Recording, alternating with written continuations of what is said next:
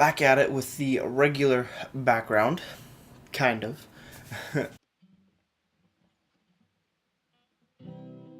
Beer, beer, beer, beer, beer, beer.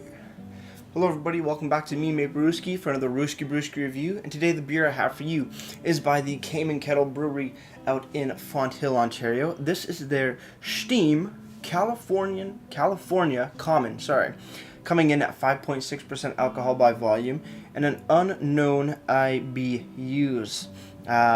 Nothing listed on the can. This is their big Crowler, 950 mils, fucking massive can. Cool little logo on, just plain sort of like chalkboardy ish-esque background sort of thing on a nice aluminum can. Let's crack it open, see what we got. Massive friggin' cans. I can't even get my fingernails under here. Here we go. Fuck. Well, that exploded just a little bit. So, Jesus, a massive can. I'm going to be pouring it into my Flying Monkeys pint glass. Let's bring this super full can and give her a nice pour without spilling any, which is not happening. We're spilling a lot. Pour that much in there, and God, I'm just having a lot of problems today with a lot of spills and fucking stupid shit. We finally got some beer in here after a few spills. Sort of the I guess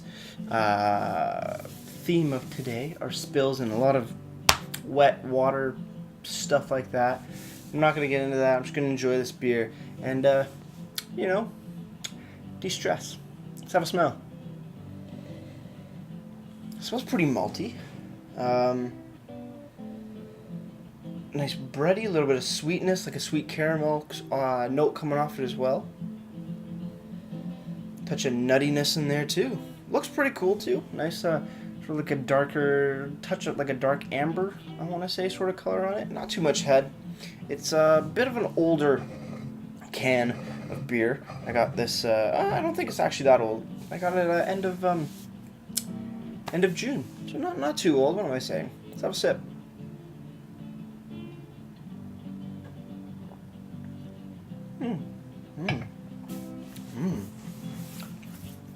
Nutty, malty, caramelly.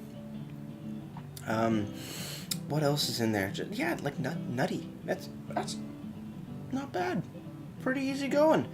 It has lost some carbonation. I think it's just because it is it's not that old, but I don't know why it seems not as carbonated of a beer.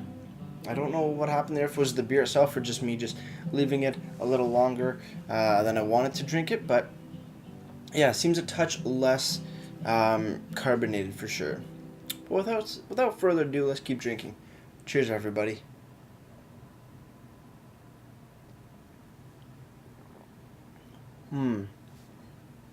Goes down super smooth, nice and velvety, really, super easy drinking. Just a great, like, flavor profile, like from a touch of nuttiness to nice caramel, maltiness, a little bit of graininess in there. It tastes like a beer should be a beer, you know? I don't know how to describe it. It's nice and full flavored, full bodied, without being what is it? Like in your face sort of big fat punch in your face sort of thing. It's just a damn good beer. Wow. Goes down nice and smooth. Looking on this tremendously large can, there is a description, not of the beer, but of the brewery. The kettle to the Kame was brought to brew tasty beers. The kettle to the Kame was brought to brew tasty beers for those who sought, where palates are tested, thirst quenched, and flavor lurks. Kame Kettle Beer Works. You can find them at kamenkettle.ca, which we're going to go to in just a moment. Created in 2015. So the Schteam California Common, actually quite nice. It's not a style that I'm used to, or I've had too many of this particular style, but I do like it a lot. The beers seem a bit dark. I think the Anchor Steam was also a California Common or a steam beer, if that's another sort of name for that style, if I'm not mistaken. This one's definitely way better than that.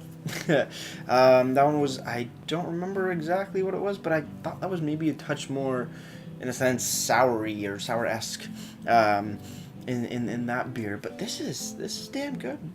Quite delicious. Speaking of going to the website, we're going to do that right now. Like I said, kamekettle.ca.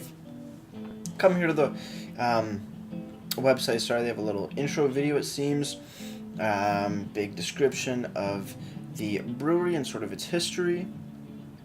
Brewed for design. For what ails you? We brew small batch and we brew often, which means fresh, tasty beer for you to try and an ever-rotating tap list of flavors. So, this one is not being shown, but they do show their Get It the Fuck In Ya IPA, which I've had before. Their Schwartz beer, the Minivan, Kolsch, and Mandarina No Name Pale Ale. I haven't had, I think, the Mandarina. I haven't had the Mandarina, but this one is not up there. I'm guessing, like they say, it's rotating taps, so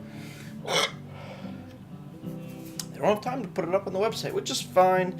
Still like to see it on there, but you know, can't always put the small batch, the really quick brews that are in and out on the websites. I get that, but still a very nice looking website. I think last time I reviewed their Get It the Fuck In Ya, they didn't have the website up yet, so I really like what they're doing here. It looks really nice. Bunch of whatchamacallits, pictures along their website. That's kind of cool. That's really neat. I like what they did with the website. Good on you, Kame Kettle. And now, finally moving over to Untappd. Schteam beer has been given a... Well, this is different. Oh, no, it's not.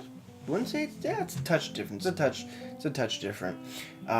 This is showing it at 4.6% ABV. Maybe they've brewed up one previously under the same name, just a lower alcohol content. But so far on this list here, which seems to mix both maybe the old and the new, is coming in at is coming in at 3.57 bottle caps out of 5. So pretty decent rating. Mine's definitely gonna be higher than that though. So yeah, with that said, I am on my final sip. I'm going to down this and get right to my ratings. Cheers on the final sip, everyone.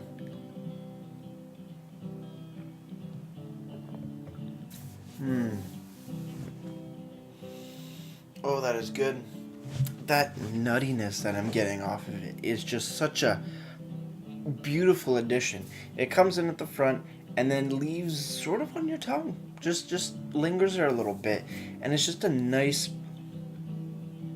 flavor. I don't know if it is supposed to be nutty or not, but that's what I'm getting on my palate, and that works really well with the caramel flavor that I get as well. So, rating for the beer. Only gripe I have with it is that it doesn't seem as carbonated, and I think that might be my fault rather than the beer's fault, so can't really dock marks there. But man, this beer gets a solid 8.5 out of 10. Absolutely phenomenal. Definitely happy I got a lot more milliliters to drink, because I don't get out there that often, and this is delicious, just fantastic.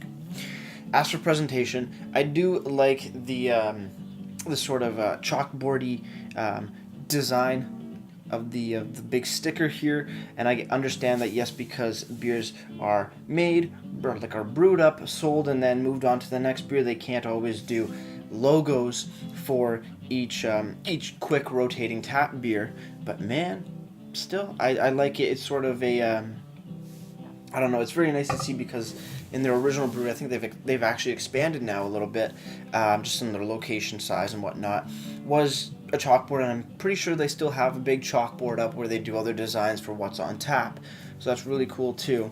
As for the little description of the brewery, nice addition as well. One thing I'd like to see is maybe IBUs listed as well on the can, and a brewed on date, which I didn't check for, and there isn't one, which is, it's fine, because it is rotating tap, and you have to get them from the brewery. You can always ask them while you're there, which makes sense, and I don't know why I didn't do that. That's my fault. That's my fault for sure. With that said, presentation gets a solid 7.5 out of 10. Still really like it. Also, sorry, that includes the website, which is just phenomenal. It looks really, really good. Definitely can't wait to see how it turns out in the long run. But with all that said, if you have any comments, questions, or beers you want to review in the future, you can leave all the information down in the comment box below. If you want to go ahead and like this video or subscribe to me, Maperuski, that'd be greatly appreciated as well. With all that said, that's going to do it for me, Maperuski, and like I always say, crack a beer and enjoy. Cheers.